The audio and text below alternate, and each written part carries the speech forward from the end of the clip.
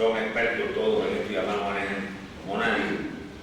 Solamente antes de comenzar quería muy modestamente, porque además no hemos tenido todavía el tiempo para dedicarle una sesión, pedirle que dediquemos una salva de aplausos a los niños migrantes, de los que ninguno de los gobiernos involucrados se ocupa, que están dejados ahí a su suerte, que es una verdadera bochorno, una vergüenza.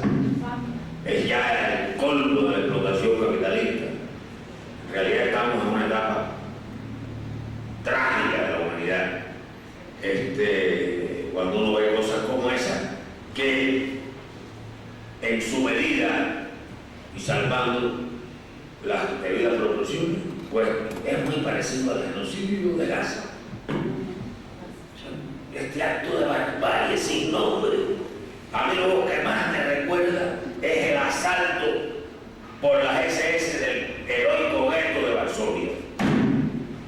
Solo que ahora los que realizan el asalto son descendientes o supuestamente descendientes de aquellos que fueron masacrados y aniquilados en el gueto de Varsovia. Pues les pido para esos niños y para ese pueblo que está siendo objeto de genocidio una salva de aplausos.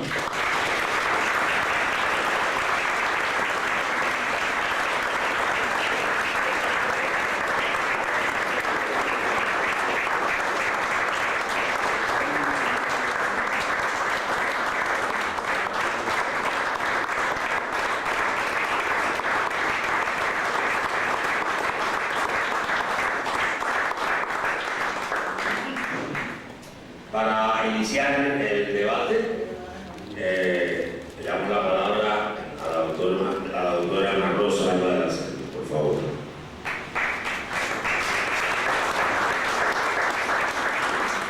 Muchas gracias, André, muchas gracias por haberme invitado a este foro que apreciamos mucho. Es un gusto estar de nuevo aquí con ustedes, tratando un tema en una tarde como esta, donde justo el gran asunto es el de las reformas estructurales, y nos referiremos a una de ellas, la reforma de telecomunicaciones, pero en estos momentos, mientras estamos aquí, la joya del almorón de esas reformas está siendo despachada, está siendo facilitada, sin análisis, sin discusión, en el Congreso. Entonces, lo que vamos a decir aquí, los colegas y una servidora, creo que en muchos aspectos vale a esa otra reforma, que es la reforma energética, que como todos sabemos tiene alcances y una gravedad muy preocupante. Bueno, pues refiriéndonos a la reforma de telecomunicaciones, tendríamos que decir que después de un proceso que comenzó el año pasado con la promulgación de una reforma a la Constitución, una reforma a 8 artículos de la Constitución, y luego en este julio de 2014, el 14 de julio, la promulgación de la llamada ley secundaria, es decir, la ley que va en detalle, que reglamenta que tendrían que hacer efectivos los mandatos de la reforma constitucional del año pasado. Pues el balance de todo el proceso es un balance también preocupante, es un balance también inquietante. Más allá de una campaña ciertamente promocional que estamos escuchando, centrada sobre todo en la eliminación del pago de la larga distancia y la entrante, de una campaña promocional que nos quiere convencer de que esta reforma la necesitábamos.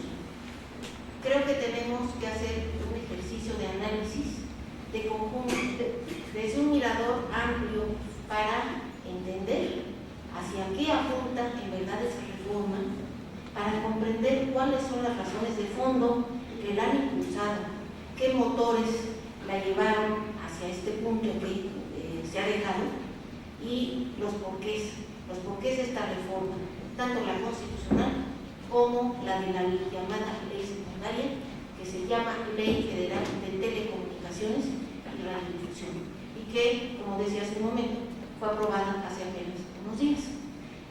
Dado que el tema es muy amplio y aquí los colegas seguramente y con el conocimiento y experiencia que tienen nos van a ilustrar sobre aspectos muy precisos de esas reformas, la constitucional y la de la ley secundaria, yo voy a intentar, si ustedes me lo permiten, buscar esas razones de fondo, tratar de escudriñar por qué esa reforma se dio así, por qué, por ejemplo, la reforma constitucional se presentó para muchos como una ley de gran alcance, de avance muy grande, con grandes logros sociales, y por qué hubo un viraje tan drástico con la llamada ley secundaria, esta de telecomunicaciones y radiodifusión. ¿Por qué ocurrió eso? Tenemos que ir más allá del análisis de la coyuntura, más allá de lo que nos dice en el artículo tal y cual esta ley recién aprobada y buscar esas respuestas, como digo, más allá de la coyuntura. Entonces mencionaré 5 puntos que yo creo nos pueden ayudar para entender esas verdaderas razones de la reforma, lo que yo llamo las auténticas razones de la reforma de telecomunicaciones. Y bueno, empezaré con una razón, que sería la que se puede vislumbrar desde la economía política, que es una herramienta metodológica, una herramienta científica que nos revela las verdades de procesos como este, de cambios como este, y que nos deja ver con claridad por qué la impulsaron y por qué llegó hasta donde llegó. ¿Y qué nos dice la economía política en este tema de las reformas estructurales? Pues nos dice que en México ha habido una crisis que ya dura mucho tiempo.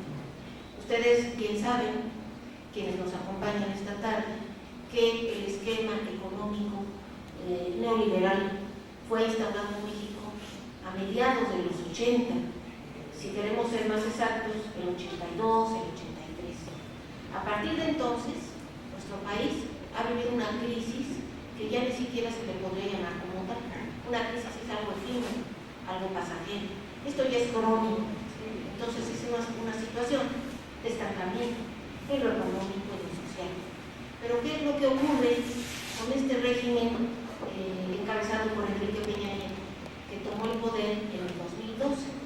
Pues este régimen se encuentra con la necesidad de que el país permanezca en la órbita del capitalismo global, un capitalismo avanzado, el capitalismo del siglo XXI, que es un capitalismo informático, lo han llamado algunos, otros lo llaman informacional, pero que en suma defiende los principios de ese esquema neoliberal.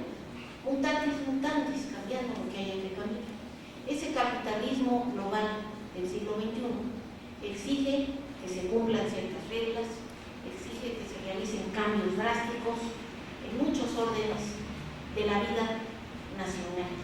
Y entonces ha exigido a través de organismos internacionales como la OCDE, como el Fondo Monetario Internacional y de manera muy marcada pues, la OCDE, a la cual pertenecen los países más desarrollados del mundo y en el cual yo digo inexplicablemente estamos ahí, siempre estamos en la cola, o Turquía o México, estamos al fin de la lista de los países de la OCDE.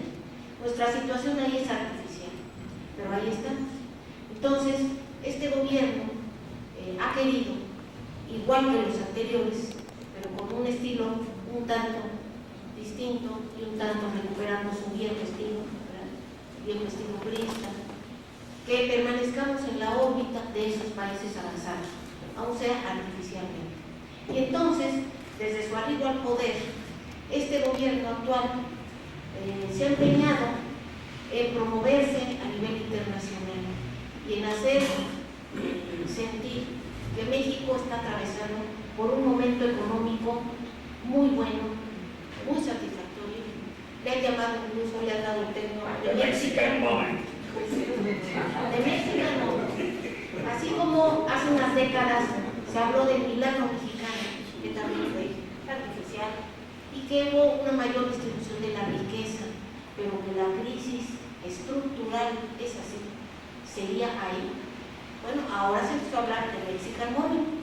y para atraer a los grandes capitales y generar expectativas económicas, entonces surgió el proyecto de las reformas estructurales para decirles: vengan a México, aquí podrán invertir en telecomunicaciones, en energía, el petróleo, bueno, va a ser de ustedes. Y sin restricciones.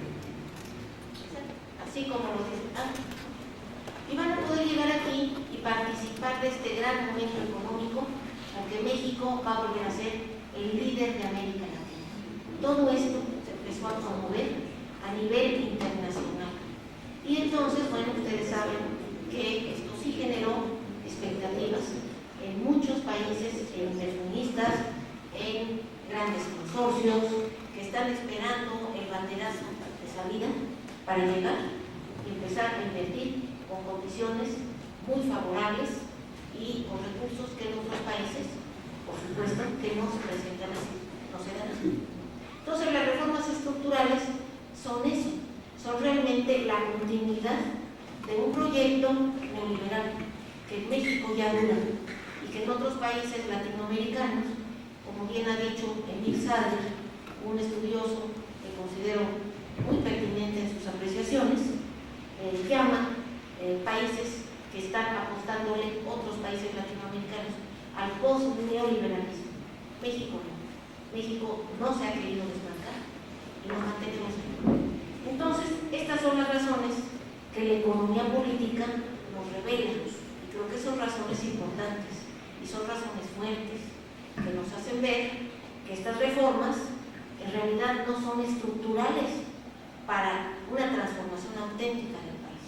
No van a modificar las estructuras, sino que las van a adecuar, las van a hacer funcionales para el ingreso de todos esos nuevos capitales y esos nuevos intereses. Entonces, eso fue la reforma de telecomunicaciones, la reforma constitucional.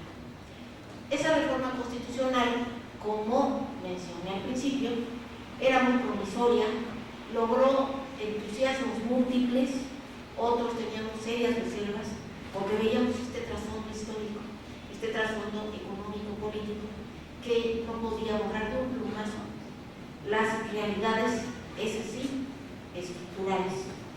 Y teníamos que tomar en cuenta, además, que dentro de esas expectativas de los grandes organismos internacionales y de los grandes inversionistas, las telecomunicaciones son un sector ciertamente jugoso, ciertamente suculento, porque es el más dinámico de la economía mexicana desde hace más de 10 años. Otros sectores en México económicos, sectores económicos, podrán estar de repente en una situación más difícil, pero que las telecomunicaciones no.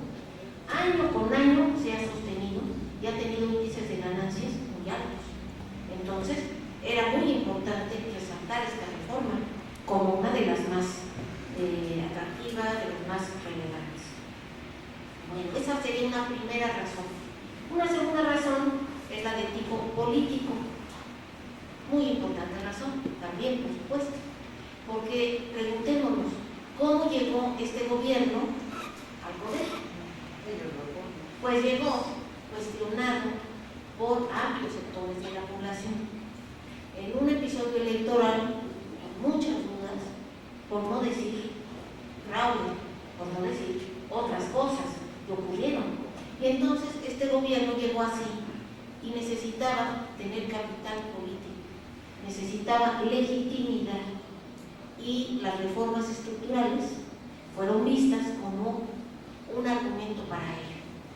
Estas reformas estructurales, que prometían grandes cambios en el país, grandes transformaciones, pues a sectores de la clase política, pensaría yo, bien intencionadamente, aunque dudo en hacerlo, ¿verdad?, los convencieron de que iban a transformar al país, o los chamaquearon, no lo sé, pero cayeron y entonces las aprobaron, quizás esperando también los beneficios, la repartición de los beneficios que posteriormente vendría. El Pacto por México, sin fricción alguna, fue la herramienta ideal para que los partidos políticos todos aprobaran las reformas constitucionales. Así pasó con la reforma de telecomunicaciones. la aprobaron todos los partidos, convencidos supuestamente de que esto iba a ser una transformación radical para el país y que el ciudadano iba a tener mejores servicios, acceso a internet gratuito, algo así como una tierra prometida en la materia. Eso fue lo que se dijo, pero era lo que se quería vender también en estos espacios internacionales. Y el régimen consiguió legitimidad política, sobre todo frente al poder de los medios, un poder mediático que es sobre todo un poder televisivo, porque ahí ustedes lo saben mejor que nadie, son las televisoras las que tienen la sartén por el mango. Y entonces este régimen de gobierno entrante necesitaba una posición de fuerza frente a las televisoras, frente a los poderosos industriales de la radio y sobre todo de la televisión, que sintieran que volvían los tiempos del presidencialismo fuerte y de que el Estado iba a tener una posición de fuerza, una rectoría, y de que cuidado, tendrían que irse respetando. Vámonos respetando. El PRI ha regresado. Ese quería ser, al parecer, el mensaje. Y en la reforma constitucional, creo que eso sí se logró. El poder mediático se reservó y dijo, bueno, pues este presidente quiere reflejar poder, en la reforma constitucional dice muchas cosas interesantes que asegurarían una transformación, pero ese poder mediático, igual que muchos otros ciudadanos, analistas, ustedes, ciudadanos, sabemos que en un país como este, la Constitución puede estar muy bien redactada, puede estar muy bien formulada, pero de eso a que se cumpla, falta. Un ejemplo en la materia también de comunicación es, por supuesto, el derecho a la información, puesto en una reforma constitucional en 1979 y sobre el cual, de aquí a la fecha, no ha habido transformación verdadera, no ha habido cambio sustantivo. Entonces, bueno, que está en la Constitución, lo hemos pensado mucho desde el principio de todo este tema, no nos garantiza efectivamente que se cumpla. Y así está pasando. Así fue. Pero el régimen consiguió poder político, consiguió capital político frente a los poderes mediáticos que, como dice otro colega, ¿verdad? Pues son el primer poder en el país. Ya no es el poder gubernamental, sino el poder de los medios, el poder más potente. También por razones simbólicas, también porque tiene un poder de convencimiento muy importante entre la población, una población que no está informada, que no está enterada. Y hay luego una tercera razón, que yo llamaría la razón tecnológica, y que es la que nos explica por qué ese poder mediático se reservó, apoyó la reforma de la Constitución en sus artículos, reformas importantes, y por qué estaba esperando a las leyes secundarias.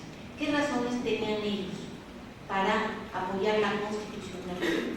Y después dejar ver cuál era el verdadero proyecto en la ley secundaria. Pues hay una razón muy importante ahí. La he llamado la razón tecnológica, aunque implica varias. La era de la llamada radiodifusión, el broadcasting, la radio como la hemos conocido, como hemos vivido con ella, la televisión como hemos vivido, crecido con ella, que es una televisión que se transmite por aire, una televisión hertziana, una radio marconiana, sencilla de operar, de transmitir. Esa etapa en los medios se está acabando, se está agotando. Lo que viene, y ya tenemos aquí, son los medios digitales, la convergencia tecnológica, ese fenómeno tan importante, a partir del cual los diferentes medios se fusionan, se unen y se van coexistiendo y se van configurando en una sola realidad tecnológica, social, cultural. Eso es la convergencia. Y esos nuevos escenarios digitales permiten ofrecer servicios convergentes. Antes, la telefonía estaba por una parte, la informática es decir, la computadora, los medios digitales por otra, y radio y televisión por un lado. Ahora esos tres ámbitos se han conjuntado y los servicios convergentes son el llamado triple play. Ustedes ya lo conocen, ustedes ya lo usan, muchos de ustedes. El triple play, el cuádruple play, que es telefonía móvil, telefonía fija, internet, datos, video. ¿Y qué es lo que viene? Las redes de siguiente generación, que es algo todavía más potente, porque es la sociedad conectada permanentemente. Ya viene, ya llegó aquí el Internet de las cosas. Ya están los relojes inteligentes, ya están dispositivos como unas gafas y toda una parafernalia que está empezando a llegar. Esa es la sociedad inalámbrica, el Internet de las cosas. Y la puerta para ello son los servicios convergentes. Esos a los que le apuestan los industriales de la radio y la televisión, sobre todo esta última, que ya se pasaron al sector de las telecomunicaciones. ¿Por qué? Porque ellos necesitan la infraestructura de distribución de las telecomunicaciones, que es bidireccional, que es interactiva. La radio y la televisión, marconianos, tercianos, no han sido así, son de una sola vía. Las telecomunicaciones no, tienen esa posibilidad tan enorme. Y entonces necesitaban los industriales de la era de la radiodifusión reconvertirse. Y esa necesidad es urgente y es crucial. Primero, para sobrevivir en los nuevos escenarios digitales. Y segundo, porque los servicios convergentes son de altísimo valor económico. Ya tuvimos una probadita ahora con el Mundial, ya vieron ustedes, ¿no?, cómo se ofrecían servicios de recepción de los eventos. Se decía en cualquier lugar, a cualquier hora, y en el dispositivo que usted elija. Es el principio de todo esto. Esa es la tercera razón, una razón tecnológica que los llevó a los industriales a decir: nos aguantamos la constitucional, ¿verdad?, pero en la secundaria ahí nos vamos a subir. Y bueno, un cuarto punto sería ya perfilando a la nueva ley que se acaba de promulgar y que ya está entrando en vigencia. ¿Por qué el viraje? ¿Por qué la constitucional era tan prometedora? ¿Por qué representaba tantos cambios favorables para el país? ¿Y por qué la ley específica, que después de 50 años, más de 50 años, ahora sí se pudo reformar casualmente, es tan diferente? ¿Por qué es autoritaria? ¿Por qué recupera a la Secretaría de Gobernación, vigilancia de contenidos? Tantas cosas que aquí los colegas también nos van a votar en ello y se los agradeceremos así mismo, ¿no? Pues este viraje es muy explicable. En la ley secundaria hubo posibilidad de negociar directo, ahora sí como la televisión, en directo, y se quitan esos artículos constitucionales. ¿Tú qué me vas a dar a cambio? Yo te dejo a ti, por ejemplo, toda la parte de la multiprogramación, que es un obsequio muy grande. No te toco eso, no te regulo verdaderamente en un sentido estructural. Por ejemplo, la concentración, ahí a Televisa la dejo prácticamente tal cual, no la declaro dominante en la televisión restringida, que es la de paga y que es la puerta para los servicios convergentes. Ahí te dejo todo eso. No te toco a ti Televisa y a Telmex. Bueno, ahí encama un poco el diente, ¿verdad?, para dejarle el paso abierto a aquella empresa de medios que me ayudó a llegar a la silla presidencial. Y bueno, mientras yo te doy eso, ¿tú qué me das?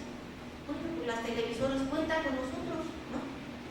No habrá discusión política en los medios, como no ha habido, salvo las honrosísimas excepciones del caso, durante todos estos años. Tú seguirás recibiendo la culpa durante todo el sexenio, dicen los beneficiarios. Y vino el intercambio: yo te doy esto, pero no me toques acá. Yo no te doy problema con aquello y tú me beneficias acá. déjame todos los escenarios de la convergencia, no me impidas transitar hacia los escenarios digitales, vas a tener mi apoyo político durante todo el resto del sexenio. Fue el espacio de los intercambios y por eso el viraje de la ley. Yo he llegado a pensar, y ya ustedes nos darán sus opiniones que son muy valiosas, que el verdadero proyecto de la reforma de telecomunicaciones era el de esta ley, el de la ley secundaria. Eso era lo verdaderamente pactado anteriormente. Y había ahí un acuerdo político armónico, gustoso, de no afectación de intereses, un acuerdo político que ya viene desde los orígenes de la radio y que ha llegado hasta nuestros días. Se entiende muy bien, eso es lo de más claro. Y por eso creo que esta ley nueva de telecomunicaciones y radiodifusión era el auténtico proyecto que se tenía para este tema. Y ya para cerrar, el quinto punto, ¿qué sigue? ¿Cuáles son los escenarios? Frente a este panorama que he comentado con ustedes, es inquietante, es preocupante. Un camino posible es el que algunos legisladores han planteado y que es el de la inconstitucionalidad de varios aspectos de la ley secundaria que contradicen abiertamente, omiten algunos aspectos, otros los desdibujan. Verdaderamente resulta difícil de creer y al mismo tiempo no, ¿verdad? Que sea tan flagrante este asunto.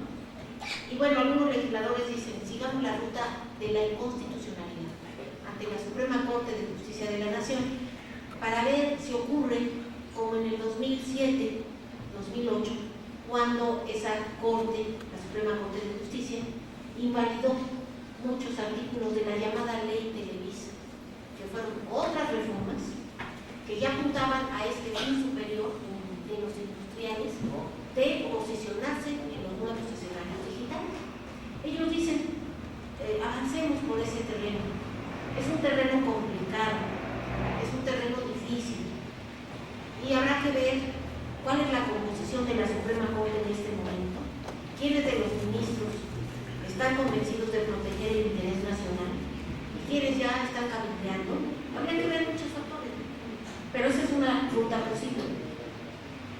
Otra ruta posible sería el de entender todo este proceso que he intentado describir aquí rápidamente como tal, como un proceso con etapas y con algunos momentos especialmente difíciles, especialmente arduos y con retrocesos al mismo tiempo que con algunos avances, y sobre todo como un proceso económico y político relacionado con los propios avances y retrocesos de la democracia en el país. Este tema está por completo vinculado a los avances o a los pasos atrás de la democracia en México. Yo estoy convencida de eso y en esa medida lo tenemos que entender. Por eso no caben en este tema interpretaciones de un solo aspecto, interpretaciones fragmentarias, interpretaciones aisladas. Estamos obligados a ver el contexto y a entender que esto en un corto plazo puede ser atendido con el recurso de la inconstitucionalidad, pero en un plazo mediano hay un reto muy grande, un reto enorme, que consiste en lograr que la sociedad mexicana, y con esto termino, entienda a este tema como un problema suyo, lo asimile, lo anote en su agenda y este tema se convierta en una demanda de la sociedad y que haya una fuerza social que exija, que les diga, ¿saben qué? No creemos en la reforma tal, no nos van a engañar una vez más, ahora nos tiene que hacer efectivo lo que dice la nueva ley, pero mientras la sociedad mexicana esté entretenida con temas bien, como si fue penalti o no fue, ¿verdad? Si fue penalti, o si perdieron la batalla el equipo, el otro, que la pista del momento está igual, ni temas que se atraviesan y ni siquiera se entera de esto. Este tema y muchos otros difícilmente van a avanzar en el país. Les agradezco mucho la atención.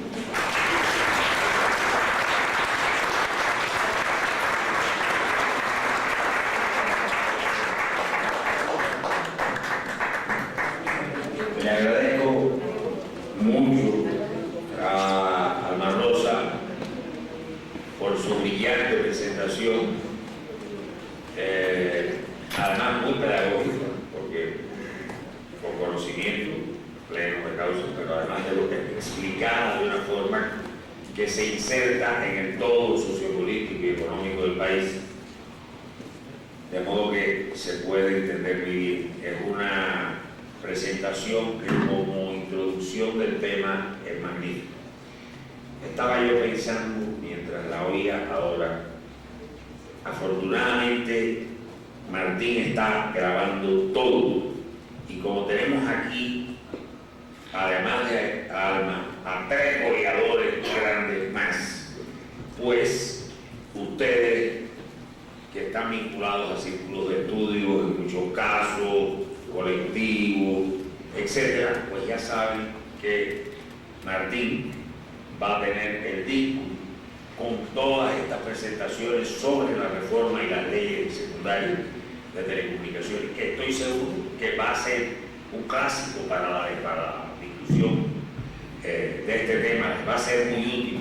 Yo mismo realmente voy a hacer mi tiempo para verlo de nuevo, muy interesante. Y le damos la palabra al presidente de la Asociación Mexicana del Derecho a la Información, que ya le dimos la bienvenida y le reiteramos que nos da mucho gusto que esté aquí. Muchas gracias, buenas noches, y le agradezco mucho la invitación y la posibilidad de estar con estos compañeros tan ilustres como siempre. Mientras Alma Rosa hacía estos señalamientos, que además efectivamente muy pedagógicos, para poder comprender cuáles son los motivos de todo este proceso de reformas estructurales, pensaba yo en una encuesta que se hizo hace aproximadamente un mes de GEAN, que señala que al 66% de la población no le motiva mayor interés cuál va a ser el resultado o el impacto de las reformas estructurales.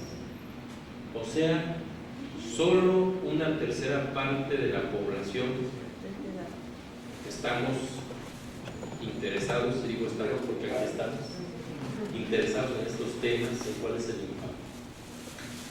Y cuando yo leí esa nota decía, ¿y cuál es el motivo? Yo creo que ahora Alma Rosa nos lo ha explicado muy bien, y me parece que justamente esta forma de haber concluido la reforma en telecomunicaciones le explica.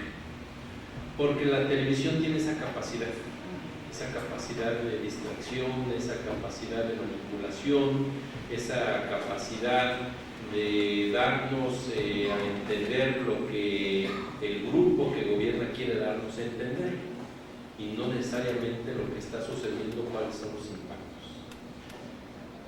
Y por ahí empiezo porque ¿qué es lo que se ha dicho mucho de la reforma de telecomunicaciones?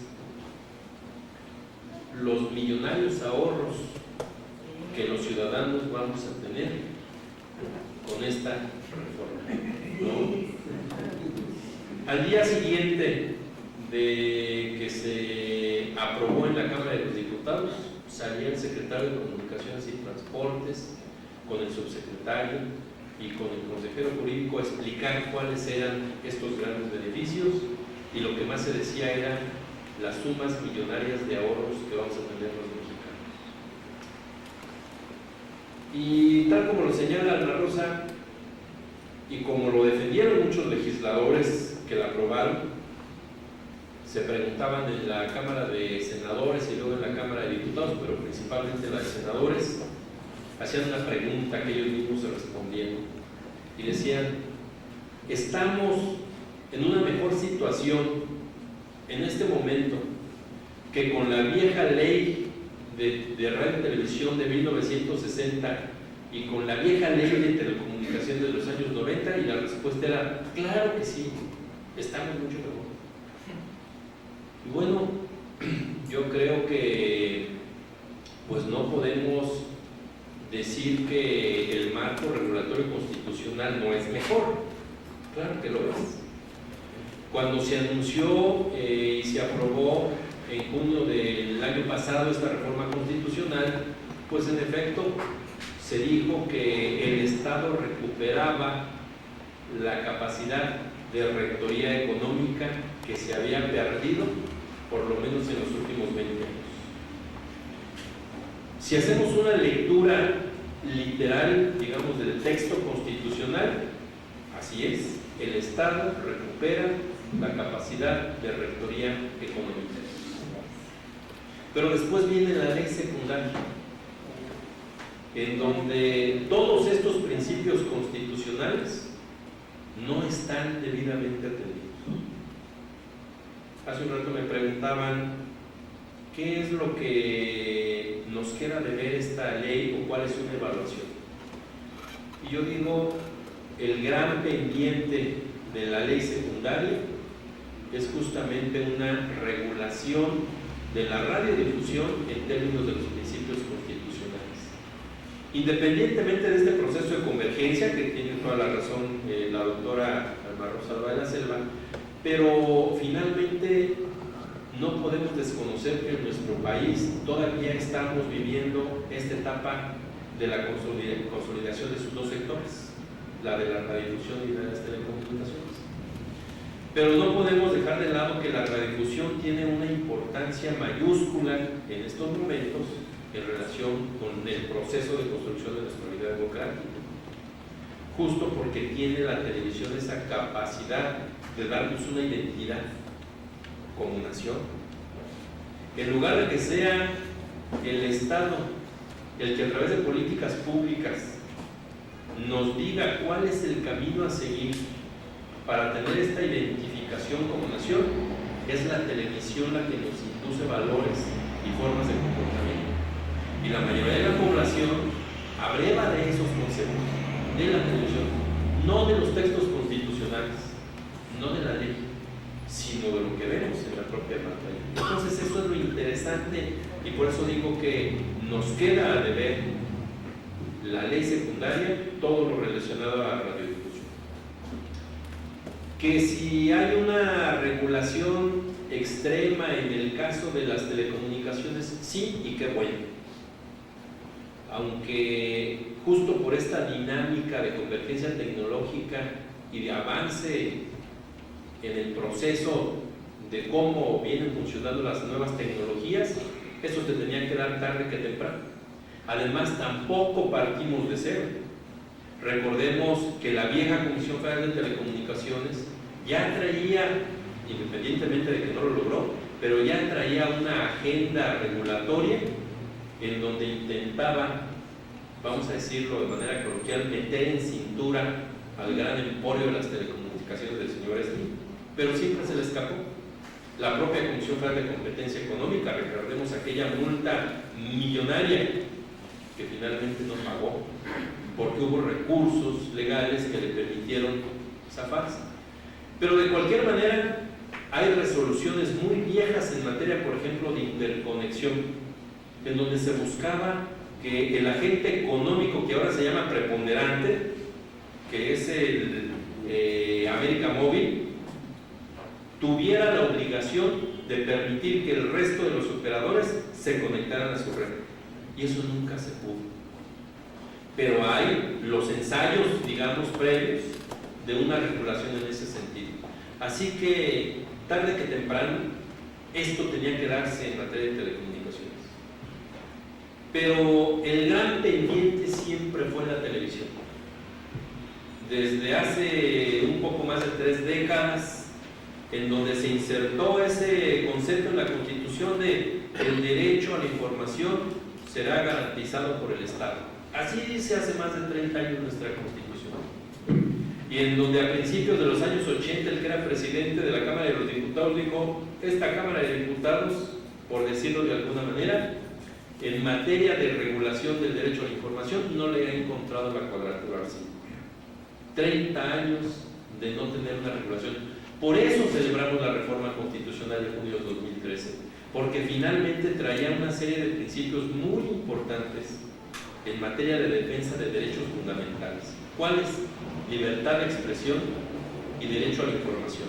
Y un nuevo derecho, que en realidad forma parte del derecho del derecho a la información, que es el derecho de acceso a las tecnologías de la información y la comunicación, que ahora es un nuevo derecho fundamental, pero que en realidad es una construcción teórica doctrinal en esta materia de derechos humanos, que se entiende en la lógica de estos dos grandes derechos fundamentales, que son libertad de expresión y derecho a la información. Pero finalmente ahí están en nuestro texto constitucional y están recogidos. ¿Y qué es lo que encontramos ahora en materia de radiodifusión? Pues una regulación, una ley secundaria muy pobre para desarrollar, por ejemplo, una alternativa de comunicación a través de los medios públicos y los medios de uso social. Y una regulación muy laxa que va a permitir que el actual monopolio siga beneficiándose de la actual capacidad de regulación que tiene. Cuando veíamos y leíamos el artículo 10º transitorio de la reforma constitucional, pues nadie podía estar en desacuerdo. Es más, muchos articulistas, muchos analistas, profesores universitarios, etcétera, escribieron favorablemente sobre ese punto, porque dice el artículo 10º transitorio que los medios públicos deberán tener independencia editorial, algo que nunca han tenido, autonomía de gestión financiera, nuevas formas de financiamiento, participación de la sociedad civil. Entonces, cuando escuchamos y vemos en el artículo 10º transitorio de la reforma constitucional esas 8 características que deben identificar a los medios públicos, pues claro, lo que se esperaba es que la ley secundaria tuviera todo un apartado dedicado a desarrollar esas hipótesis jurídicas. ¿Y qué es lo que encontramos en la ley? Que dice que para los concesionarios de uso público, estas 8 características deberán señalarse en su solicitud los términos de cómo van a ser satisfechos o cumplidos, y el Instituto Federal de Telecomunicaciones va a revisar que esto sea congruente. ¿Congruente con qué? Si no hay un parámetro, pues con la discrecionalidad que tenga el instituto. Pero ojo, eso van a ser los nuevos medios públicos, los que soliciten a partir de ahora una concesión. Y los actuales, que son los que se esperaba que tuvieran un cambio significativo, los actuales seguirán igual. El IMED, el Canal 22, el Canal 11, pero además todos los sistemas estatales de radio y televisión van a seguirse manteniendo en las mismas condiciones, porque dicen los artículos transitorios, particularmente 2, que los actuales permisos van a mantener las características conforme a la autorización que se les otorgó. Y dice otro artículo transitorio que tienen un año para transitar de permiso a concesión. Y ojo, y quien no haga esta petición o no haga este cambio, pierde el permiso. Todos lo van a cumplir, todos van a transitar del permiso hacia la concesión, pero van a tener las mismas características que tenían. Y bueno, y tiene razón Genaro, peor. ¿Por qué? Porque si bien había algunos medios públicos, como el Canal 22, como el Instituto Mexicano de la Radio, que algunas de sus frecuencias eran concesiones y que bajo el viejo régimen podían comercializar, ahora ya no lo podrán hacer. Porque la nueva ley dice que los medios públicos están impedidos para obtener ingresos por comercialización de los espacios publicitarios. Pero ¿cuál es una de las desgracias, por ejemplo, de todo este proceso? Que los propios medios públicos, en esa inercia en la que se han visto involucrados, cómo han sido manejados, no tuvieron la capacidad de tener una presencia significativa e importante durante todo el proceso de discusión. En el foro que el Senado de la República convocó para hacer este análisis, estuvieron la directora del Canal 11 y el director del Instituto Mexicano de la Radio. Y a juicio de esos dos funcionarios, no podía ser mejor la propuesta del Ejecutivo Federal. Era buenísima. Bueno, ahora que se den cuenta de que el Instituto Mexicano de la Radio, a partir de que entre en vigor la ley, que es el próximo 13 de agosto, no va a poder comercializar como lo está haciendo en estos momentos algunas de sus concesiones, se va a dar cuenta de que no está mejor y de que no fue la gran ley. Y seguramente va a ir a estirar la mano para que le completen el presupuesto, porque no le va a alcanzar. 3, 4 pesos que tuviera de ingreso adicional, bueno, eran muy buenos, ahora ni eso va a tener. ¿Cuántos medios públicos se van a desarrollar a partir de la nueva ley? Seguramente muy pocos. Es de la Asamblea Legislativa, quizás, que no tiene, en algún otro congreso, algún órgano constitucional autónomo, qué sé yo, pero van a ser contadísimos. Y los actuales medios públicos, Radio Educación, quedarán las mismas. Y se trata de regresar a un esquema, digamos también en el tema de los medios de uso social, de cooptación del conjunto de este tipo de medios. ¿Por qué?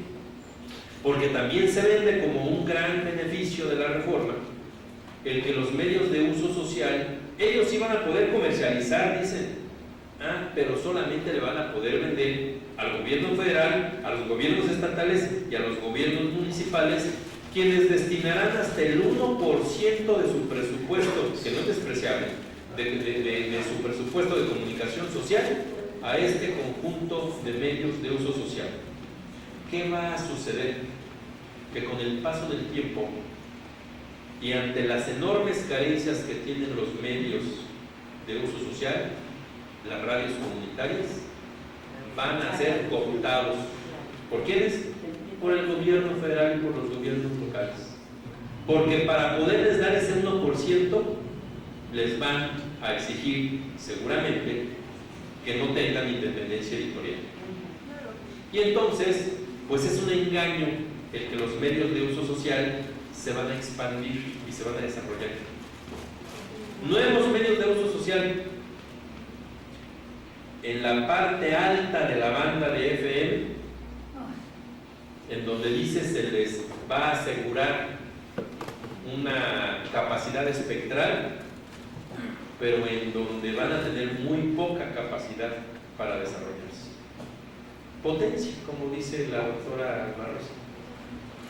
Y además, bajo una serie de condiciones y de requisitos, porque textual dice uno de los artículos de la ley, los requisitos que deben cubrir los medios de uso social son al menos los siguientes, y hace un listado, al menos.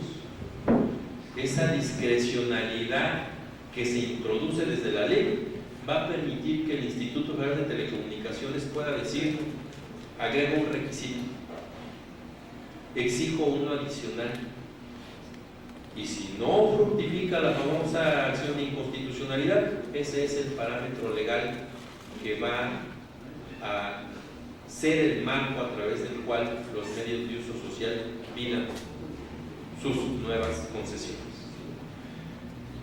¿Qué expectativas tenemos en el tema de la competencia económica, que también se ha dicho y se ha señalado por parte del gobierno de que es una muy buena regulación? Pues que en realidad lo que se esperaba en términos de la reforma constitucional no lo encontramos en la ley. Particularmente que dice el artículo 28 de nuestra Constitución que el Instituto Federal de Telecomunicaciones tendrá atribuciones para establecer 3 límites. límites a la concentración de frecuencias, límites al concesionamiento y límites a la propiedad cruzada. ¿Qué esperaríamos cuando una constitución dice que deberán establecerse límites a la concentración de frecuencias? Cuando después viene otra parte del mismo artículo que dice que también el instituto podrá ordenar lo que coloquialmente se llama desinversión, o sea, la venta y fraccionamiento de una empresa para que se puedan vender partes sociales. Pues que como consecuencia de esos límites, porque además así lo establece el texto constitucional, el instituto podrá ordenar la desinversión para asegurar el cumplimiento de esos límites. Pero si la ley no tiene límites, no los establece, no dice cuáles deban ser, pues entonces ¿cómo va el instituto a ordenar la desinversión? Imposible de hacer. Entonces se hace nugatoria toda posibilidad de que el instituto ejercite esas atribuciones que están ahí señaladas en la Constitución. ¿Qué se esperaba o qué esperábamos por lo menos los que hemos andado tras de este tema? Si Televisa explota en este momento 24 megahercios del espectro porque tiene 4 canales o 4 frecuencias, pues que la ley dijera, y la ley introdujo un parámetro, dice la ley en uno de los, la Constitución, dice la Constitución en uno de los transitorios, que para el efecto de la licitación de las 2 nuevas cadenas de televisión no podrán participar aquellos que tengan al menos 12 megahercios. Bueno, pues ahí hay, digamos, indiciariamente, como decimos los abogados, un límite que bien pudo haberse establecido dentro del texto legal para decir ninguna empresa podrá tener más de 12 megahercios del espectro para televisión abierta, y después agreguen lo que quieran en porcentajes. ¿Para hacer qué? Límites a la propiedad cruzada, o sea, 12 megahercios para televisión, un porcentaje X, vamos a especular, 30% del espectro en una región para telefonía móvil, 20% del espectro o del mercado en materia de televisión cerrada, para hacer que posible el triple y el cuádruple play. Entonces, esos sí hubieran sido mecanismos efectivos de una regulación en materia de competencia económica, pero lo que encontramos en la ley no nos permite ni siquiera entender qué es lo que se quiso hacer en este tema. Es muy precisa la ley en toda la regulación del concepto de preponderancia. ¿Cómo regular al agente económico preponderante en telecomunicaciones? No se dice claramente cómo regular al agente económico preponderante en radiodifusión. Al contrario, se promueve que el actual agente económico preponderante en televisión abierta, o sea, Televisa, vaya adquiriendo más de otro mercado. ¿De cuál? Del de televisión de paga, porque ese no quedó estrictamente regulado. Y lo dijeron con todas sus palabras algunos senadores y también el consejero jurídico de la presidencia. Se trata, o se trataba, porque después el señor Slim le salió con alguna jugada novedosa, se trataba de que cuando el agente económico preponderante en telecomunicaciones, decía un senador, imagínense si América Móvil tiene la capacidad de alta concentración en telefonía fija y tiene una red inmensa, y si lo dejamos que después también preste servicios de televisión de paga, pues va a acabar con el de enfrente. Entonces, para que eso no suceda, hay que fomentar que el de enfrente siga aumentando su capacidad en televisión abierta, para que entonces, cuando Slim al pasar de los años tuviera esta posibilidad de prestar televisión de paga, pues entonces tuviera aquí una empresa también muy fuerte que hiciera la competencia. Solo que no acababan de discutir y de aprobar la ley secundaria cuando América Móvil anuncia que va a poner a la venta, que va a desinvertir. Claro, hace unos días, primero dijo que iba a desinvertir incluso las radiobases. Hace unos días dijo que no, que siempre no. O sea, también el señor Slim tiene lo suyo, claro, responden a la lógica del mercado, ¿no? Son estrategias financieras que están en la cabeza del señor Slim, que por algo se caracteriza, pero que no están pensadas en los usuarios, están pensadas simple y sencillamente en los bolsillos. ¿De quiénes? De ellos y sus intereses. Pero de cualquier manera, toda la parte gubernamental y los propios legisladores que aprobaron la reforma salieron de inmediato a decir: ahí está una muestra de que la ley sirve y funciona. ¿Es uno de los primeros resultados de la ley? Yo creo que no. Es uno de los primeros resultados del fracaso de la ley, por no haber establecido justamente estos tres principios que ahí se señalan. Porque la desinversión no es a gusto de los operadores.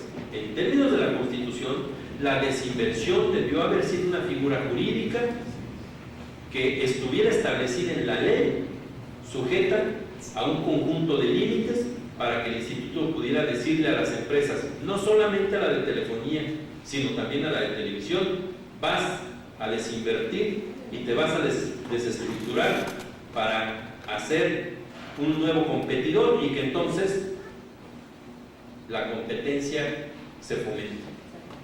Pero no al gusto, como parece ser, de uno de los operadores.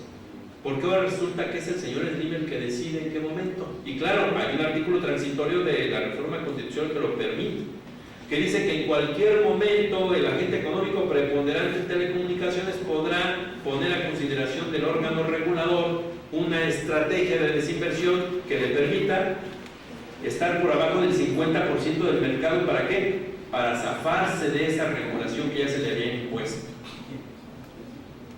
Ya se advierte que, por ejemplo, algo que se criticó mucho de una tarifa cero de interconexión, que a mí en lo personal no me parecía desacertada. Es cierto que la ley no debe establecer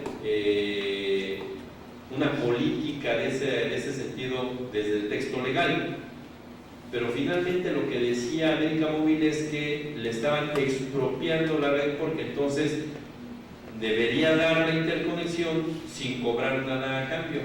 Se le olvida al señor Slim que tiene algunas décadas explotando esa red y que, si bien es cierto que ha hecho grandes inversiones millonarias, la tasa de ganancias se le ha aumentado diametralmente. Entonces, ¿qué es lo que sucede? Que esta reforma constitucional, que en principio era muy buena, se nos diluye en la ley secundaria. Ojalá que haya posibilidades, como lo dice Alma Rosa, de una acción de inconstitucionalidad. Desde la AMEDI lo que vamos a hacer, y lo haremos hasta la próxima semana porque los señores comisionados están de vacaciones y no aceptan escritos en este momento. Sí, claro. Desde la AMEDI vamos a promover, los vamos a exhortar a que ejerciten la atribución que les dio también la Constitución de presentar una controversia constitucional. Lo hacemos más como una prueba de que estamos seguros. Ese exhorto va a encontrar oídos sordos, porque no creo que se aventuren a promover una controversia constitucional. Pero si la reforma constitucional les dio esa facultad, pues por lo menos creo que como asociación tenemos que exhortarlos a que la ejerciten, porque si no, de otra manera, pues difícilmente podremos encontrar mecanismos legales que nos lleven a una revisión por parte del Poder Judicial de la Federación de todos estos sinsentidos de lo que es la reforma secundaria. Muchas gracias por su atención.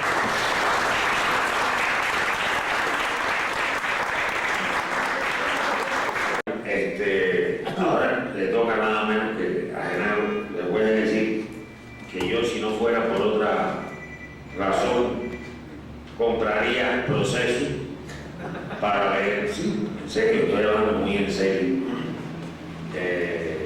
Verdaderamente Genaro ha llevado el reporterismo a un grado de excelencia y además tiene una cosa fundamental. Uno, todos los datos están comprobados, confirmados, reconfirmados.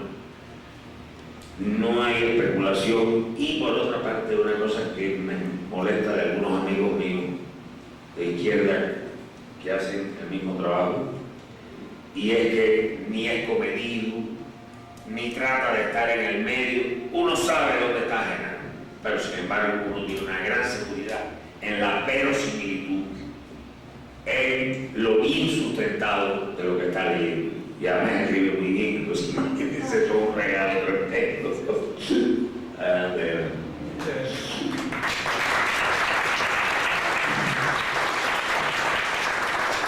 Buenas noches, pues sí, extrañaba estar aquí en la Casa Lam y extrañar estar con ustedes, pero pues veo muchas caras conocidas y qué bueno que haya seguido este foro y creo que va a seguir por mucho tiempo más.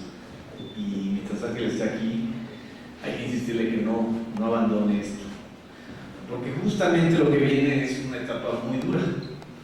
Bueno, ya estamos en la etapa dura, así que no necesito decirles. La exposición de la doctora Alma Rosa Alba y de Agustín Ramírez es muy precisa y puntual, sobre todo los 5 elementos que nos dio Alma Rosa, y Agustín en la explicación de detalles muy puntuales de la ley. Yo les voy a contar 4 cuentos. Vamos a hacer fábula política. El primer cuento que les voy a contar se llama El cuento del combate a los monopolios. Ese cuento lo contó el señor Enrique Peña Nieto cuando llegó a la presidencia de la República el 1 de diciembre, y el día siguiente, el 2 de diciembre, día de mi cumpleaños. Regálenme flores, por favor. Firman el Pacto por México, y los chuchos y los panistas, o los panchuchos, ¿no? Está bonito eso, ¿verdad? Los panchuchos. Dicen, había que firmar el Pacto por México porque ya ven, Peña Nieto se está comprometiendo a combatir a los monopolios, va a combatir a Televisa. Y entonces aquí estaban todos aplaudiendo. Por favor, ¿cómo íbamos a creer que iba a combatir a Televisa si llegó por Televisa? Si en cualquier momento me envenena a Angélica Rivera, siempre que lo ha hecho. O primero la madre a ella, como lo está haciendo. Pero bueno, el caso es que hubo un cuento. Nos contaron un cuento. Y con todo el respeto que le tengo a los colegas que hemos estado en esto, yo creo que la reforma constitucional tuvo el engendro. O sea, hubo muchos avances al reconocer derechos, el derecho a las audiencias, el derecho al acceso a la información, el derecho al acceso a internet, pero ahí estaba el huevo de la serpiente. El huevo de la serpiente, para que no hubiera realmente un combate a los monopolios, fue este invento llamado agente económico preponderante. ¿Ustedes saben quién lo inventó? Roberto Pizarro. No, Santiago Krill. Claro, era su venganza porque lo ¿no? Era su venganza porque lo borraron alguna vez de la pantalla y porque pues después de haberle regalado 130 permisos de centros de apuestas y juegos a Televisa y no haberlo hecho candidato en el 2006, o sea, no hacerlo fuerte, entonces dijo, vamos a hacer algo que realmente los friegue. En realidad es un invento. El agente económico preponderante no existe en ninguna teoría económica en ningún otro país del mundo. Al menos lo que yo he reporteado e investigado con gente que sabe de competencia económica, el tipo de figura jurídica necesaria para combatir un monopolio es regular el poder sustancial del mercado. O sea, como bien señala Agustín, ponerle límites a la concentración. ¿Qué fue lo que pasó en Argentina? Le pusieron un límite al Clarín y hubo una guerra jurídica que ganó el gobierno. Después de esa guerra que ya se vio. ¿Sí? Estemos o no de acuerdo con el estilo de Cristina Fernández, pero dio la batalla y efectivamente por regular un monopolio. ¿Sí? O lo que han hecho en otros países, ¿sí? Pero aquí la manzana envenenada era eso, el agente económico preponderante. y redactaron con esa gran capacidad que tenemos los mexicanos de echar rollos sin decir exactamente qué, en términos ambiguos. Porque entonces uno decía, no, el octavo constitucional dice que la agente económico preponderante debe tener e incorporar servicios. Y otros decían, no, dice que son sectores. Esto que parece una discusión de la Edad Media, en realidad tenía un objetivo fundamental: no impedir el avance de Televisa al mercado de la televisión restringida, ¿sí? O sea, al mercado del servicio de la televisión restringida. La última etapa de la negociación con la ley, con la participación de un panchucho llamado Miguel Barbosa, coordinador del PRD en el Senado, que a último minuto le tuvieron que doblar la mano, pero él avaló que, afortunadamente hubo varios periodistas que no lo avalaron dentro de la bancada del PRD, pero él avaló que se regulara por sectores y no por servicios. ¿Cuáles son los servicios de radiodifusión y de telecomunicaciones? Pues hasta donde conocemos, los más comunes son radio, televisión, en radiodifusión. En telecomunicaciones son internet, telefonía fija, telefonía móvil, televisión restringida y otros tipos de telefonías, ¿no? Si hubiera sido por fíjense, ni siquiera era un asunto que hasta beneficiaba a Telmex, por eso Telmex se quedó callado, o sea, Slim, porque si hubiera sido por servicios, Grupo Carso hubiera sido agente económico preponderante en telefonía fija, donde tiene el 70%, en telefonía móvil, donde tiene el 80%, y en internet, donde tiene el 60-65%. ¿Sí? Pero no, el asunto era que no declararan a Televisa agente económico preponderante en televisión restringida, porque se ha ido comiendo así como Pac-Man todas las otras compañías de televisión restringida, que efectivamente es la clave para dar servicios audiovisuales por internet y por telefonía, o sea, para dar contenidos, ¿sí?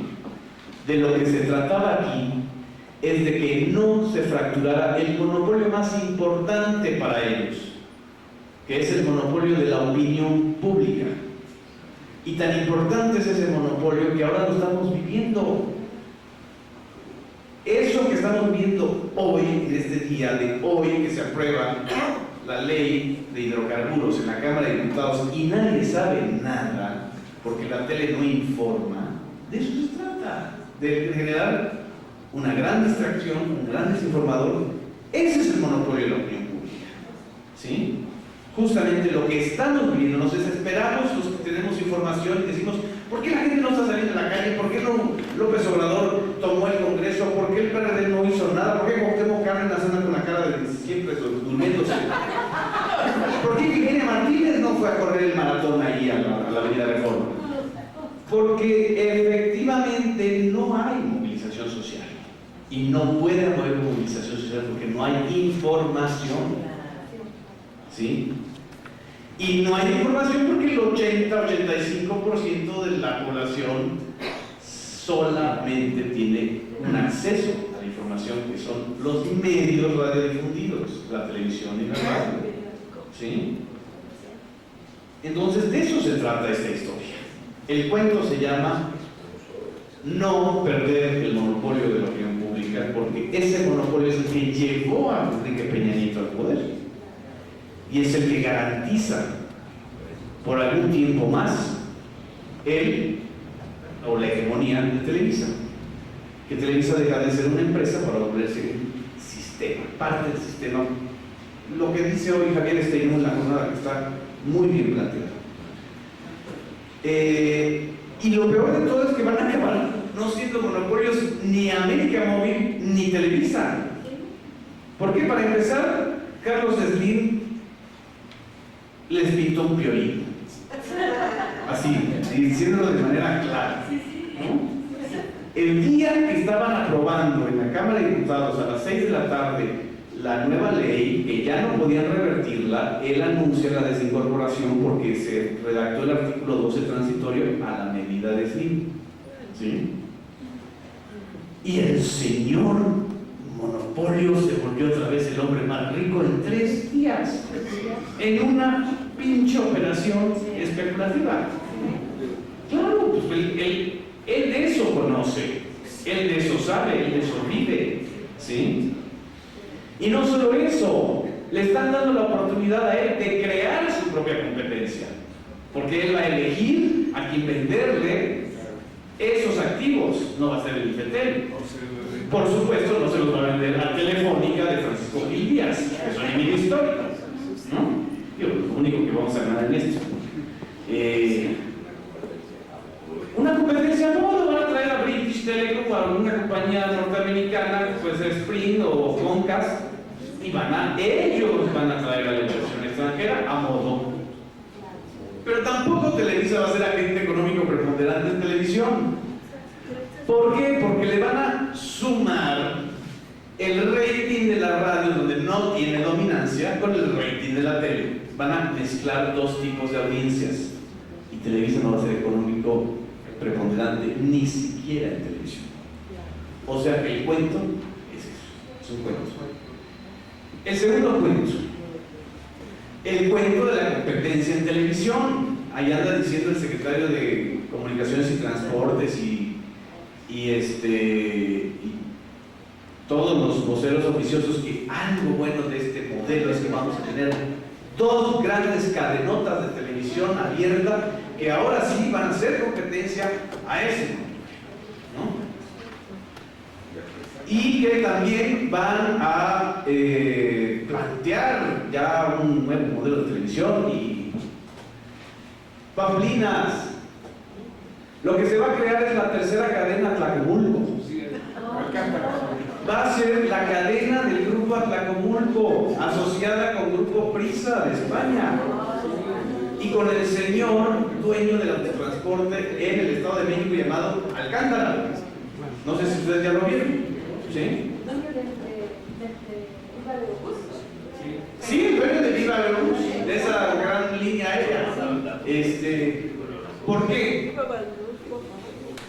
Para empezar, la segunda y tercera cadena que van a licitar es en tecnología digital. El 30% de los hogares en ese país, solo el 30%, tienen acceso a la tecnología digital, o menos, creo. ¿Sí? O sea, para que esta compañía sea competitiva, necesitaríamos tener ya un apagón analógico que permitiera que el 90 o 80% del territorio fuera digital, pero no va a ser así.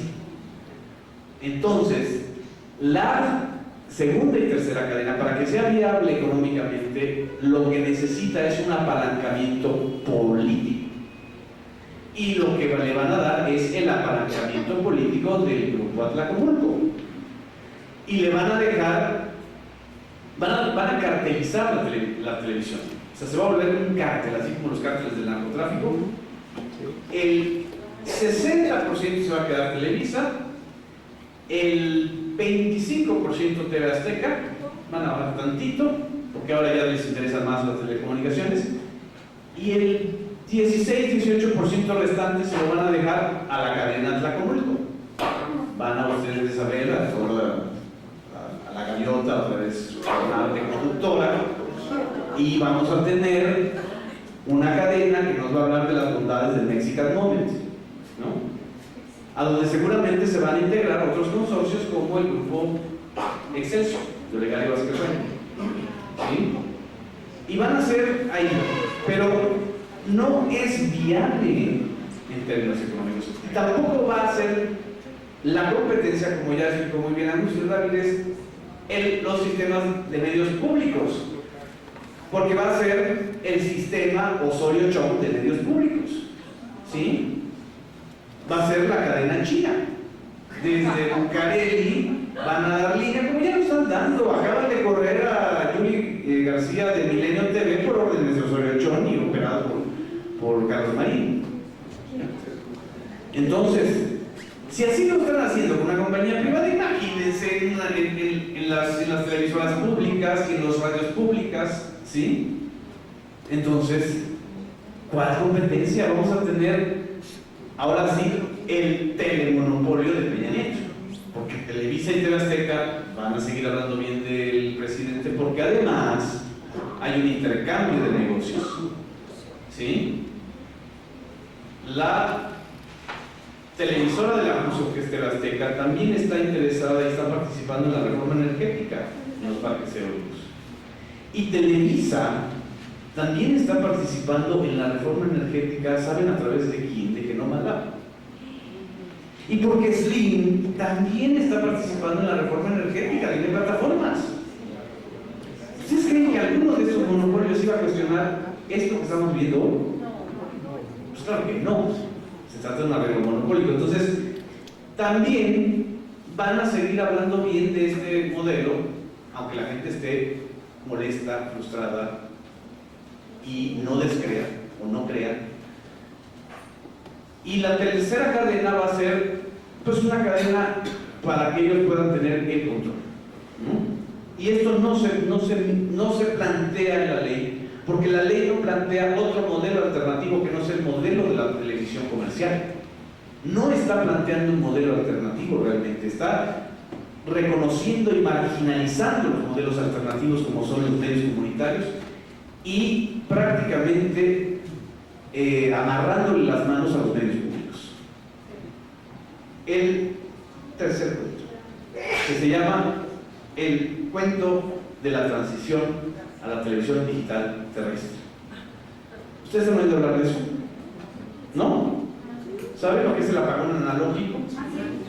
Lo que es la transición a la televisión digital terrestre. Bueno, eso que parece como un tema muy técnico y muy escabroso y la verdad de hueva, en realidad es el negocio de este sector. ¿Sí? Sí. Yo no sé qué es apagón analógico, perdón. Sí, ahora viene. El apagón analógico es que las señales analógicas, actualmente nosotros, la mayoría de nosotros vemos la televisión por una señal analógica, ¿sí? La señal analógica se transmite, hagan de cuenta que este es el ancho de banda, esta. El ancho de banda para que una frecuencia pueda ser transmitida son 6 MHz. Cada canal de televisión debe tener 6 MHz. Por eso lo que decía Agustín, no, el límite sería 12 MHz, o sea, que tuviera 2 canales más. El apagón analógico hace que esta extensión de 6 MHz se comprima para que en un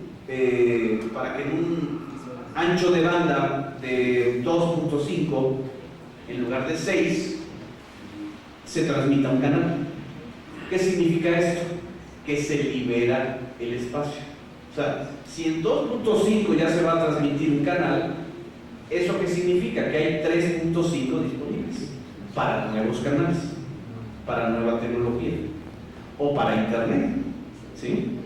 Ese es el apagón analógico. Por eso es tan importante el apagón, porque si no opera el apagón analógico, no se va a liberar espectro. No va a haber espectro disponible para internet en la banda 700 o para las 2 nuevas cadenas de televisión. Lo que están haciendo ahora es repartir televisiones. El gobierno federal está invirtiendo 26,000 millones de pesos. 26,000 millones de pesos porque cambió la política de transición. Entonces, en lugar de repartir decodificadores, que es lo lógico, van a repartir televisores. ¿Saben cuándo van a repartir televisores? En el año 2015. Las elecciones.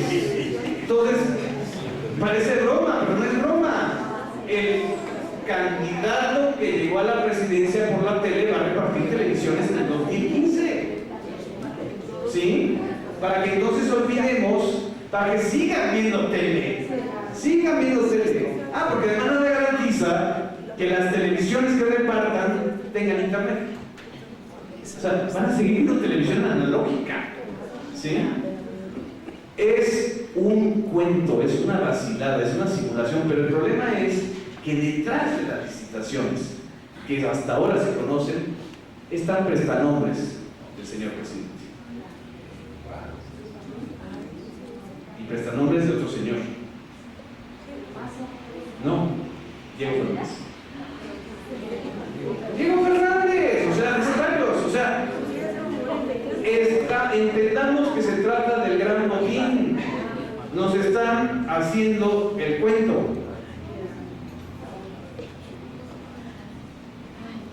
¿Qué hacer? Ya no voy a contarles más cosas. Porque puedo seguir así, ¿no?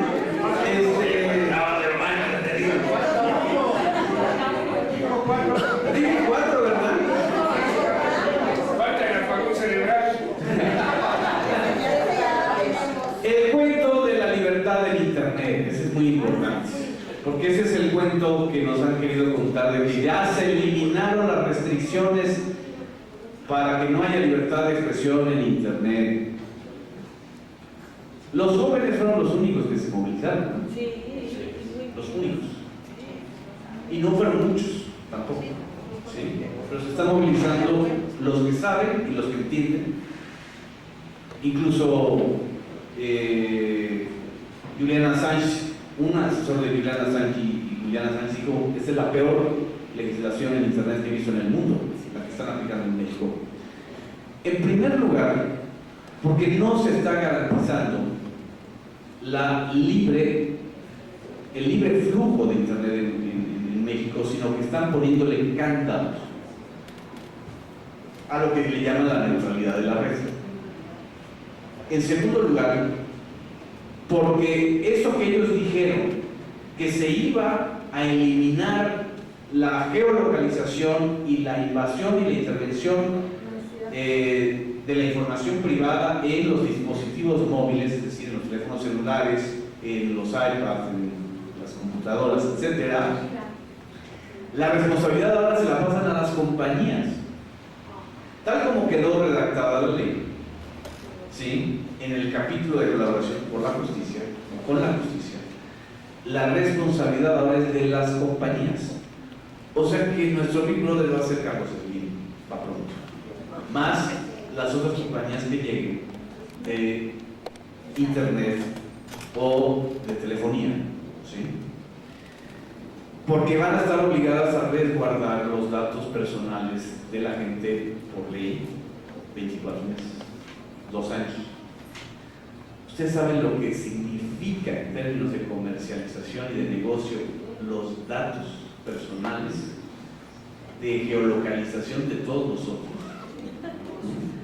Fíjense que nos acusen de que nos echamos una cana al aire. Ya tenemos bastantes. No, es una mina de oro para direccionar muchas cosas, desde el voto, desde el consumo, desde muchas cosas, ¿sí? Es un método de control corporativo gubernamental, ¿sí? Eso es lo que quedó en internet. ¿Qué hacer? Pues bienvenidos a este mundo, porque lo primero, y a mí me gustaría subrayar mucho en este foro, es que tenemos que alfabetizarnos digitalmente.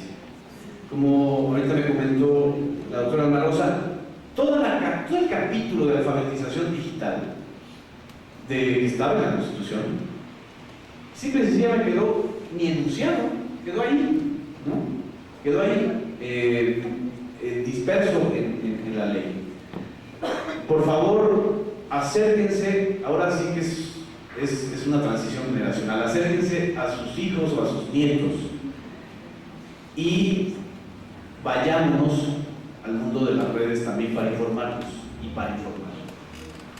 Porque ustedes o nosotros lo que tenemos es ya una enorme paciencia de aguantar 32 años del modelo neoliberal.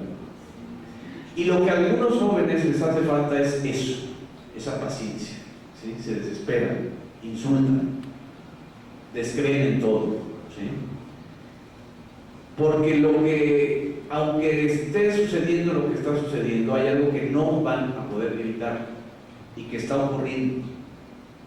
Y en otras conferencias yo se los he dicho a los jóvenes. Está ocurriendo una revolución silenciosa de las audiencias. Cada vez menos jóvenes ven televisión. Hay una generación que ya no creció con Chabelo, afortunadamente.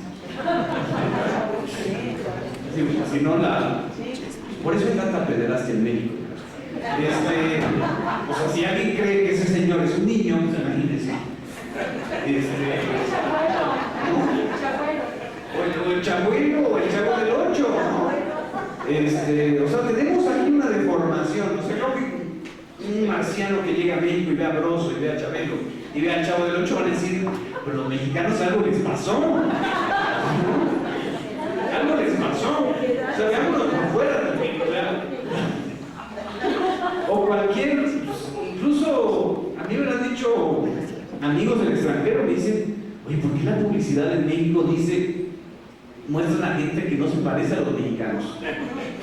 ¿No se han dado cuenta? No se han dado cuenta, ¿verdad? ¿O sí se han dado cuenta? ¿Sí? Rubias, rubios, guapos, etcétera, etcétera. Pero, o sea, ¿qué ha hecho este sistema de medios? Pues generar un problema de autoestima social tan fuerte, tan grave, ¿sí? Que si no sentimos que nos teñimos 4 veces a la semana el pelo, no vamos a ser como Silvia Pinal. Ella parece plastilina, pero o nuestra líder de opinión es Laura Bozo, ¿no? Es fea también, ¿sí? Con Laura Bozo, ¿sí? O sea, de veras, tenemos que hacer una operación de, ahora sí que de autolavado de cerebro para quitarnos todo esto que nos ha influido, ¿sí? Durante generaciones y acercarnos a esta parte, ¿sí? Porque el futuro no va a estar en las leyes, el futuro va a estar en la acción informativa. Y lo primero que hay que hacer es informarnos. Cuando ahí me preguntan, ¿y qué hacemos? ¿Tomamos el Congreso? ¿Para qué lo toman? Te van a madrear. O sea, y además no va a llegar Emiliano Zapata y Pancho Villa a tomar Palacio Nacional. La revolución en este momento es de otra manera. Es una revolución de las audiencias, es una revolución de autoconciencia, ¿sí? Que va a tardar mucho, pero está en proceso. Ahí está la jornada online, aquí está los de Mozapin, está Regeneración, está el sitio de internet de América. Es decir, tenemos que apostarle a eso, ¿sí? Porque si vamos a esperar que alguien derrumbe a Televisa, nadie lo va a hacer. Porque si vamos a esperar a que alguien derrumbe a Slim, nadie lo va a hacer, ¿sí? El cambio tiene que ser con los instrumentos del avance tecnológico, que es lo que planteó también la doctora Ana Rosa, incorporarlos a nuestra vida cotidiana. Y lo último que hacer, pues participar en el 2015. Que se queden con las ganas de controlar otra vez el Congreso, ¿sí? O sea, no sé la manera en que voten, desgraciadamente va a haber un voto muy fragmentado. Porque también ya prepararon ese escenario, ¿no? De fragmentación de las izquierdas. Sí, claro. Pero lo que hay que hacer es, de veras, evitar que este golpe de Estado intangible que estamos viviendo se prolongue. Entonces, pues estos serán mis cuentos. Muchas gracias.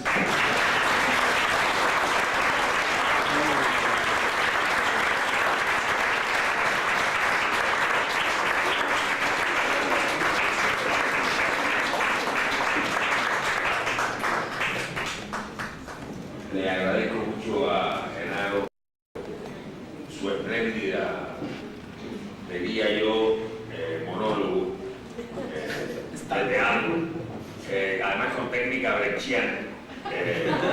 Sí, porque Bertolt Brecht decía que el arte debe cumplir 2 funciones: entretener y hacer reflexiones, y justamente qué es lo que estaba haciendo Genaro. menor, y a través del sentido común nos ha dado una serie de datos de comparación, etcétera, que complementan todo lo que ya Alma Rosa y Agustín han venido diciendo. Por eso les digo que esto es una sesión de luz, y qué bueno que lo estamos grabando y que vamos a disponer de esto. Yo estoy pensando en mi taller de los viernes aquí en Casalán, y en los alumnos también de la mañana, que me viene perfecto. Y Gerardo plantea una cuestión esencial. Tenemos que convencer de ese cambio generacional, de ese cambio en las audiencias. Los alumnos aquí en Casalán ya de licenciatura no leen el soporte de papel, por ejemplo. No leen el soporte de papel. No leen el soporte de papel. O sea, hay alumnos que conocen los clásicos de la literatura, estudian arte, pero muchísimo, estudian, bueno, mi materia, que es Historia Universal Contemporánea, pero, por ejemplo, ellos se leen abogados en pantalla. Ellos no compran el libro. En sentido general no tienen otra cosa, están en el receso, a veces a 3 metros uno de otro, y en lugar de conversar, están chateando. Son fenómenos, o sea, a mí realmente me horroriza que 2 personas que están en esa distancia, en lugar de comunicarse con la voz, pues lo hagan de esa manera, pero son fenómenos, unos buenos, otros malos, otros negativos. No podemos olvidar que las tecnologías no son neutrales, las tecnologías sí tienen ideología. Esto lo fabricó el Pentágono, pero ¿saben una cosa? Cuando Fidel, después que salió de la operación, empezó a recuperarse, pasó su curso de internet, porque Tony, su hijo, le quería decir, no, yo quiero un ingeniero informático para que me explique todo lo que hay detrás de él. Y si sabe filosofía de la comunicación, mejor todavía. Entonces, cuando ya él sabía manejar la computadora y demás, digo, esto parece hecho para nosotros. Y Fidel sabe de la comunicación, porque le sacó a la televisión lo que nadie le había sacado en su tiempo para comunicar su mensaje político. Entonces, realmente tenemos que darnos cuenta que es así. Y además que si nosotros no llegamos a los jóvenes, ¿cómo vamos a hacer las transformaciones que queremos? ¿Cómo vamos a parar toda esta cargada contra el pueblo? Pues hay que ganar a los jóvenes. O más que ganarlos, explicarles, y más que explicarles, discutir con ellos, darle la posibilidad, porque además sin paternalismo, ni mucho menos. Y la juventud no está perdida, ¿no? Dicen algunos grandes, no, la juventud está perdida, no, porque la juventud se expresa de otra manera, tiene otra manera de ser. Miren que hay un estudio de una socióloga cubana sobre la manera de ser revolucionario de los jóvenes cubanos de hoy. Bueno, pues sus códigos son completamente distintos de las generaciones revolucionarias anteriores. Y inclusive sus valores, por ejemplo, ellos le dan mucho más valor a la familia que nosotros. Yo hace poco estaba en perdóname Jesús que te tome este pedacito, ya enseguida me callo. Estaba hablando con un grupo de intelectuales cubanos y a propósito de este tema. Y es evidente, el 82%, fíjense ustedes saben, pues si no lo saben se lo digo, las dificultades para la conexión a internet que hay en Cuba. ¿Saben cuántos jóvenes cubanos se informan vía internet? El 82% no lee ningún periódico. No lee ninguno, o sea, no lee los periódicos Drama, Rebelde, nada de eso. Se informan digitalmente. Y además están muy al día, porque hay una cosa que se llama memoria. Y hay un negocio que por $1 a la semana te dan toda la serie de la televisión crítica de la semana.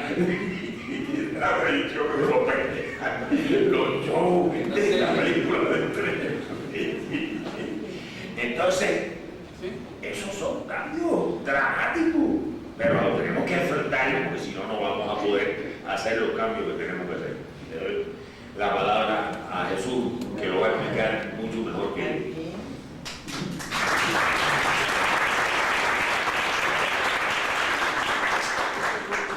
Bueno, agradezco la invitación a esta mesa muy interesante, muy fundamental, digamos, un tema para el país y para el futuro que nos espera. Yo no seré tan elocuente ni haré tantos chistes. Debido a mi falta de humor, no, estoy luchando contra la amargura también porque estamos a contracorriente de todo lo que está pasando. Y las telecomunicaciones son un síntoma de lo que estamos viviendo. Es un capítulo más de esta telecomedia o telenovela en la que estamos, que se llama pues, Los porfiristas también lloran hoy en día, ¿no?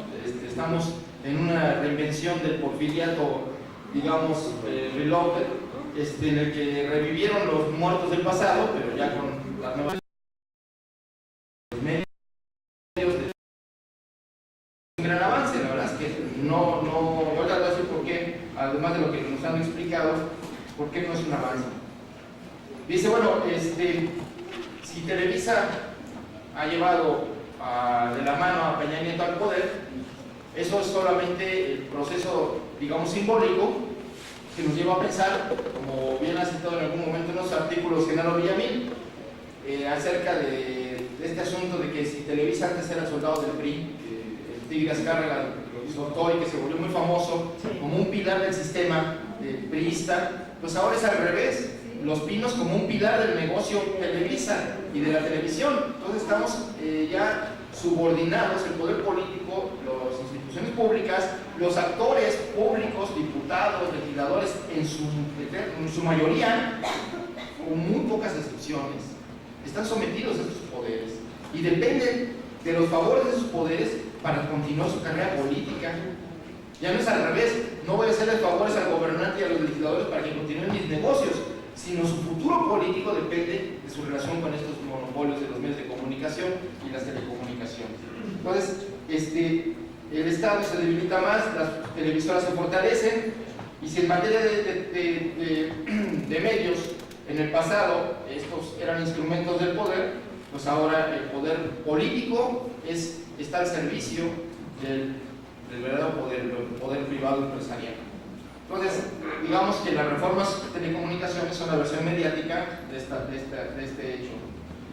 Y digamos que ahora lo que viene, que es de lo que no se ha abordado quizá, porque se minimiza en el contexto, en este momento no se ve que sea un gran negocio que entre poderes transnacionales o empresas transnacionales en materia de telecomunicaciones, de radiodifusión y televisión o de internet. Yo creo que en un mediano plazo va a ser una realidad que los nuevos monopolios serán un híbrido de lo nacional y extranjero. Como bien señala Genaro, van a entrar de la mano de los monopolios nacionales, pero al final de cuentas la lógica de esos monopolios que controlan medios de comunicación también a nivel mundial van a entrar con sus propios intereses. Y así como las mineras hoy eligen o se intervienen en los procesos electorales para elegir presidentes municipales que les den permisos, así como las petroleras hoy contratan a los Zetas para que les sirvan de fuerza de tarea para amenazar a la población o desalojar a la población para los nuevos pozos petroleros de fracking o de convencionales.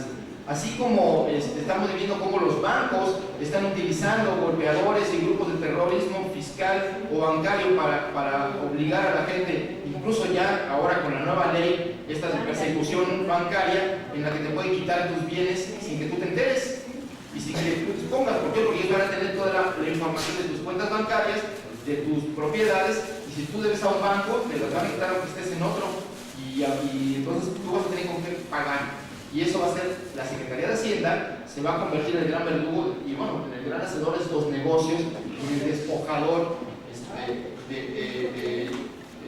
ahora sí que como ocurría en aquella fábula de Robin Hood y el bosque de Eshelwood, ¿no? Que iban los obradores a los pueblos a saquearlos y a robarlos. Pues así va a ser con ese secretario de Hacienda que tenemos, que se ha dedicado a controlar, porque estas reformas también tienen una característica que, por cierto, Genaro ha hablado mucho de eso en sus artículos, el tema del poder presidencial para hacer los negocios. Todo va a pasar por el presidente. Todos los nuevos negocios de las reformas estructurales, entre comillas, o contrarreformas, le dan más poder a la presidencia de la República para hacer negocios. En materia petrolera, en materia minera, en materia de telecomunicaciones, en todos los aspectos se está concentrando a través de las secretarías de Estado el poder de decisión, de dar contratos, de dar licencias, de dar concesiones. Y entonces va a quedar todo como un acuerdo político-económico en el cual, pues desde beneficio mutuo, ¿no? Tú me perpetúas en el poder y yo te ayudo a perpetuar tus negocios. Esta es la clave de las reformas, de las contrarreformas en todos los aspectos. Y en el caso de la ley de telecomunicaciones o las reformas secundarias de telecomunicación y radiodifusión, pues se privilegia el control político y el negocio y el predominio económico por encima de la democracia, por encima incluso de la diversificación de contenidos, porque aquí otro de los, digamos, de las cualidades que tiene Televisa es que además de ser un monopolio de propiedad, concesiones, de ancho de banda y de transmisiones, también es monopolio de contenidos. Entonces no hay nada en esa ley que ayude, habla de contenidos independientes que no definen, que incluso la idea de contenidos independientes solo fortalece a las televisoras porque les van a aumentar el tiempo de publicidad si ellos, contratan contenidos independientes.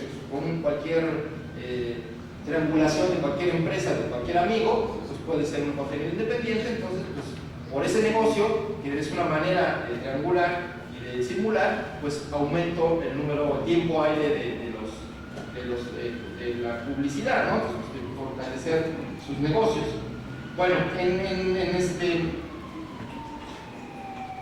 digamos que tras la aprobación de esta reforma, vamos a ir más rápido porque hoy creo que bueno, algunas de esas contrarreformas se considera, hay un tema de estas contrarreformas que me parece esencial, que es que la anterior ley se consideraba, y bueno, hoy lo enuncia, que es un tema de interés público. Los medios de comunicación, las telecomunicaciones, la radiodifusión es un tema de interés público y por lo tanto son servicios públicos y deben estar normados con esa lógica. Aquí se les enuncia, hay un artículo que dice que será en la Constitucional, se dice que son medios de servicio público, pero en los hechos se convierten en negocios privados, porque no hay nada que regule que los obligue a actuar en el beneficio ni de las audiencias, ni del interés público, ni siquiera los obliga, digamos, a que sus contenidos informativos sean equilibrados. No hay nada que los sujete. Todos son buenos propósitos de la constitucional que en las leyes secundarias anulan. Entonces, este es un asunto esencial, porque el espectro radioeléctrico, el espectro televisivo, es de nosotros. O sea, no es de las televisoras ni de las emisoras, es de los ciudadanos.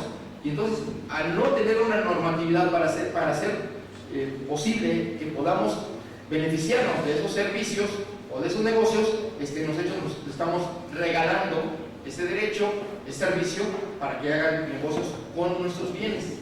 Y eso es lo que está sucediendo con estas reformas constitucionales, con las reformas secundarias. Ahora, bueno, ya se ha hablado bastante de que se impondrán los intereses económicos de los grandes monopolios, pero al mismo tiempo, y esto es algo muy importante, se creó una estructura legal que impide la democratización de los medios de comunicación. O sea, ya olvídense que si lo impiden porque, por un lado, se concentra en la Secretaría de Gobernación toda una serie de facultades, por un lado, de contenidos. O sea, es el gran censor. Gobernación vuelve a ser como la mejor época del PRI, el gran censor de los contenidos de cine, de radio y de televisión. Y al mismo tiempo, también se le da facultades para, indirecta o directamente, poder censurar la red de Internet. Y si ellos consideran como un asunto de seguridad nacional o de interés nacional, hasta lo que ellos decían que no pueden apagar la luz, o sea, que no pueden bajar la red, pero por un asunto de seguridad nacional, sí lo pueden hacer. Y ya lo han hecho.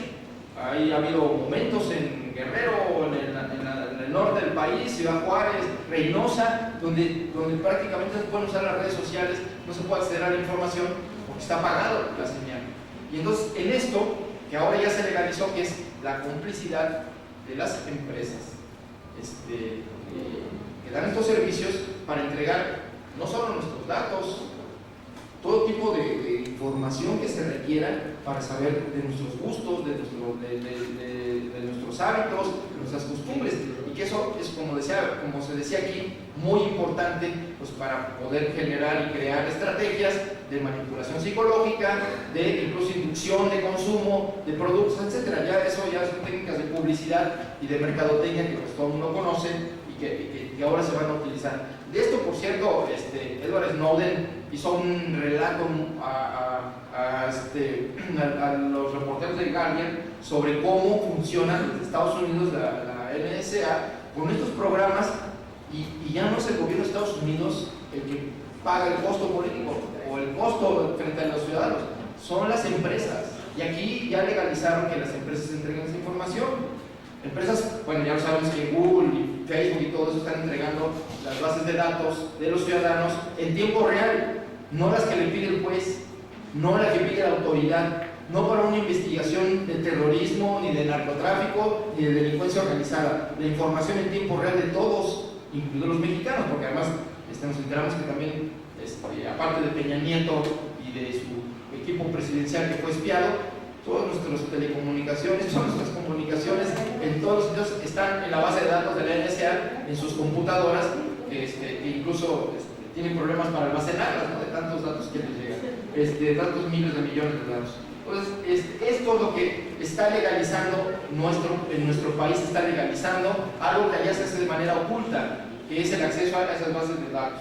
Entonces, creo que por otro lado no hablaría del IFETEL, ya se habló aquí del doble rasero, de la doble moral que tiene para declarar agentes preponderantes económicos en la materia, pero sí quisiera señalar que en este fortalecimiento del control político del modelo autoritario que se reinstaura en nuestro país, un PRI reloaded, vuelvo a usar la palabra, pero mejor dicho imposible, porque según esta reforma gobernación puede, digamos, pedir que ciertos medios no publiquen cierta información que afecta, pues yo me imagino que desde el gobierno, ciertas noticias y cierto tipo de propaganda, incluso seguramente censurarán hasta los spots de ciertos partidos políticos y cuestionan acciones, actitudes o denuncian al gobierno o presentan información que ponga en evidencia negocios sucios, corrupción, etc. Van a poderlo bajar. Entonces ese es el tipo de facultades que se le está dando a gobernación y que fortalece, como yo decía, el control presidencial en un momento, en este momento. Entonces, otro aspecto que me parece importante destacar, aparte de la violación de la privacidad, es que en materia de la Internet, esto que los activistas y analistas han hablado de la neutralidad de la red, es decir, de garantizar el acceso libre de todos en las mismas condiciones para la red, que se propuso al Congreso que fuera un derecho ciudadano, que se propuso que fuera una obligación del Estado garantizar ese derecho. Aquí se le dejó al libre juego de las fuerzas del mercado hacerlo. O dicho de otra manera, quien quiera acceso que pague. Nada va a ser gratis. E incluso ya se abre la puerta a, digamos, a esta desigualdad, no solo de la incorporación a las nuevas tecnologías, sino la desigualdad del uso de las nuevas tecnologías. Ya se está preparando todo para que a través de la fibra óptica y de los nuevos procedimientos más rápidos del Internet haya dos tipos de Internet, el de los pobres y de los que tengan dinero. Y el de Internet de los pobres, bueno, pues no se va a ver bien, se va a caer, ya sabemos que de por sí lento, como el que usamos ahora, pero lo ven como rápido, pero en realidad nos están engañando, ya eso va a legalizarse. Entonces, ¿qué está sucediendo? Que en los hechos lo que se está legalizando es la desigualdad tecnológica, y en lugar de acortar o disminuir o acabar con la brecha digital, se va a profundizar la brecha digital. Aquí hay que leer las leyes al revés, porque tienen enunciados muy bonitos, pero en los hechos, al materializarse, hacen nugatorios sus derechos. Y por eso hay que ver la letra chiquita de esta reforma, porque es realmente una abominación desde mi punto de vista, porque es cancelar, así como está cancelando los derechos democráticos de la sociedad y está cancelando también los derechos, el derecho a la información y de la libre expresión. Si puedes ser juzgado por lo que piensas y dices, pues perdón, se está abriendo la puerta a criminalizar el pensamiento y la opinión, cosa que ya ha ocurrido. Y pongo el ejemplo de Moreno Valle, no solo la ley Bala lo hace famoso, ahí por un mensaje de Facebook golpearon, torturaron y encarcelaron a unos jóvenes y los acusaron de terrorismo por decir que se iban a organizar una protesta pacífica y que convocaba un amigo a sus amigos a ir a una esquina con unos carteles contra el Peña. Los criminalizaron y incluso entraron a su casa, se robaron cosas, en fin, golpearon a la familia. Todo eso sucedió, es público y no hay consecuencias.